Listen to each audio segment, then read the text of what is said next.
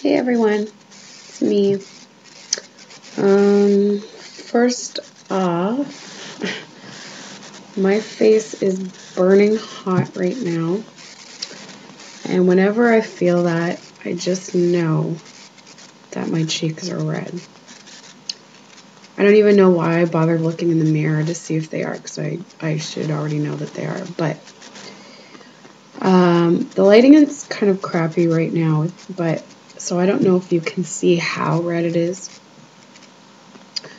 but it's really red tonight, and like I think it's like the reddest it's been in quite a while.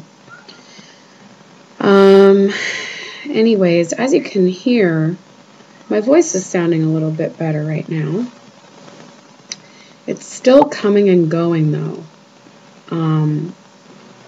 Yeah, it's still coming and going, which is really annoying. Like 1 minute I think it's getting better, and the next minute it goes again. And a lot of it has to do with the phlegm I keep getting.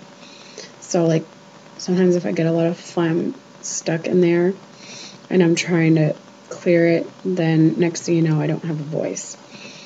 Anyways, I went back to my family doctor on Monday morning, and he was just not really sure at first what to do, but he said that this cold or whatever it is that I have seems to be quite chronic, in that I've had it for over a month now and no improvement really, like very minimal. So I did get that sample nasal spray from him that my rheumatologist had told me to go to him and get. He gave me 2 samples, although I don't know if I need that much, but as you can hear, Riley's getting his 2 cents in tonight. And so he just decided that he was going to prescribe an antibiotic and treat it. Riley's going crazy. He's going to treat it as though it's bacterial, even though there really isn't much that's showing him that it's bacterial. He's going to treat it as though it's bacterial. So that was good. And then he also prescribed me something to help me sleep finally, which is good. Now, here's where my frustration comes in again. My husband didn't have a chance to have enough time to drop off the prescription and get it filled on the Monday. So we were waiting till the Tuesday morning, because now Alex is working the evening shift. But he took me to my appointment and drove me to work on Monday morning, and then had to do a little bit of shopping. So he didn't have time to go before work. So anyways, he went on Tuesday. Well, he still dropped off the prescription. He just didn't have time to wait for it because it was going to take too long. But he dropped it off, and we were told that the Trillium drug program wouldn't cover the antibiotic unless my doctor put a certain code on it. So they faxed my doctor, and he didn't get back to them on the Monday. So Alex went to pick up both prescriptions Tuesday morning, but all he could get was the sleeping pill. And the antibiotic, sorry, he didn't get either one. But yeah, the antibiotic, they hadn't heard back from my doctor, so they asked me to call. So I called, and they made sure that it was in his mailbox when he came in that afternoon. However, by the time they got the code, I I think. I don't know, whatever. It was too late for us to go and pick it up. So anyways, they called yesterday, said they got the code. But, yeah, they got the code. I'm getting lost now with my days. So it was Tuesday. I don't know. Anyways, so basically, my Alex was able to get the sleeping pills yesterday. God, that's a bad angle. But he couldn't get the antibiotic because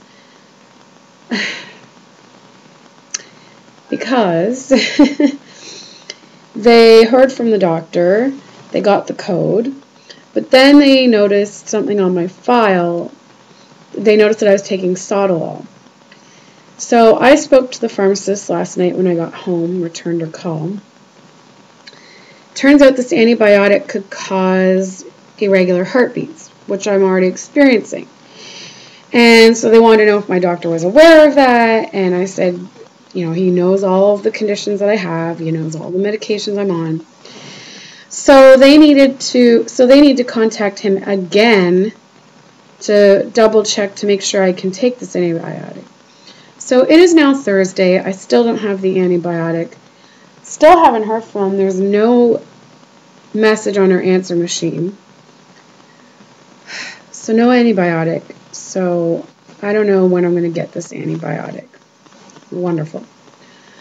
I did get the sleeping pill, and I tried it last night. It said I could take 1 tablet or half a tablet, so I took one, whole one. And I slept through the night. I didn't hear Alex come to bed. I didn't hear Riley meowing. Nothing. I woke up about 10 minutes before my alarm clock went off. And that was the first time I woke up the whole night. But I still felt groggy.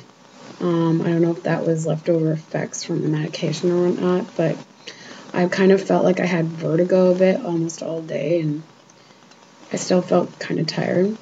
So I'll try maybe a half a tablet tonight and see if I can still get good sleep without maybe the grogginess.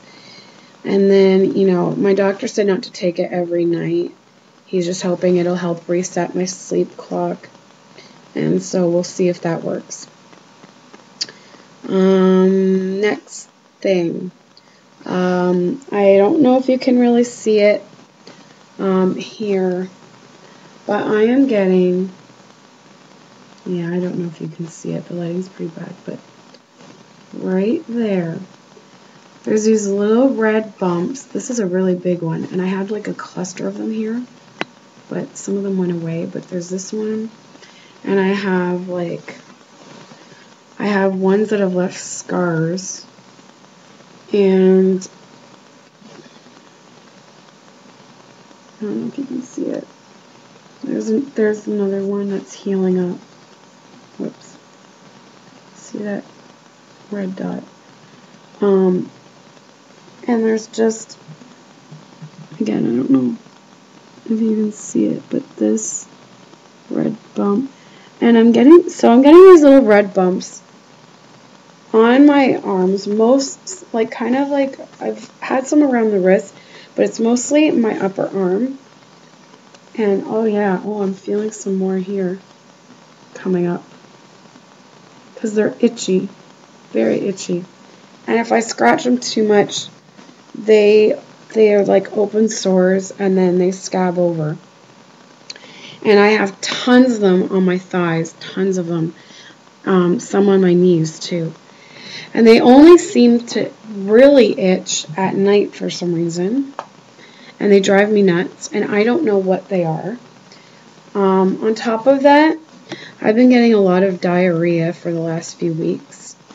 And I'm not sure if it's related to the cold I have, or if it could be the Myfortic or Celcept. Myfortic and Celcept are the same thing, but Myfortic, and then I was on Celcept for a little while to tie me over, and now I'm back on the Myfortic. But I know that can cause a lot of stomach problems, so I don't know. So there's that. And also, sometimes when I walk, this happens at least once a day, if not more. When I'm walking, sometimes I get this like a tingling, kind of like numbing feeling on my thigh, but it's at the back of my thigh and it's kind of upper.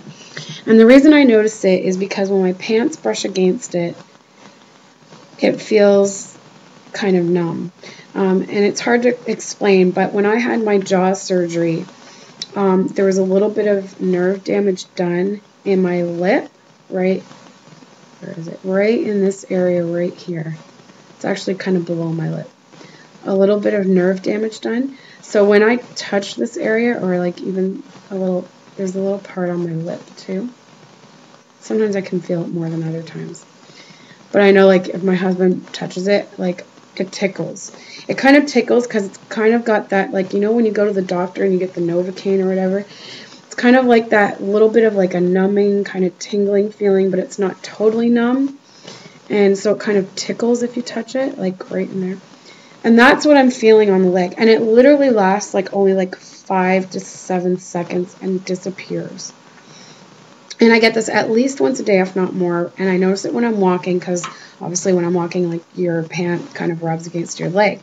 And all of a sudden, like, I'll notice that that part kind of tickles all of a sudden, and then it goes away. So I don't know what that's all about. And then with my coughing fits, the last couple of nights, and it also happened yesterday during the day when I have this coughing fit, even if it's not a long coughing fit, I will get really sharp chest pains on each side of my chest. Oh, crap. Hold on, the phone's ringing. Okay, so I am back, and that was Alex on the phone. And now I don't remember what I was talking about. So, I see that this video is 12 minutes anyways, which is almost at the 15-minute cutoff. So I think I'm just going to stop here and watch the end of the video so that I can figure out what I was talking about and I can continue in the next video. Okay, I'll talk to you in the next video. Bye.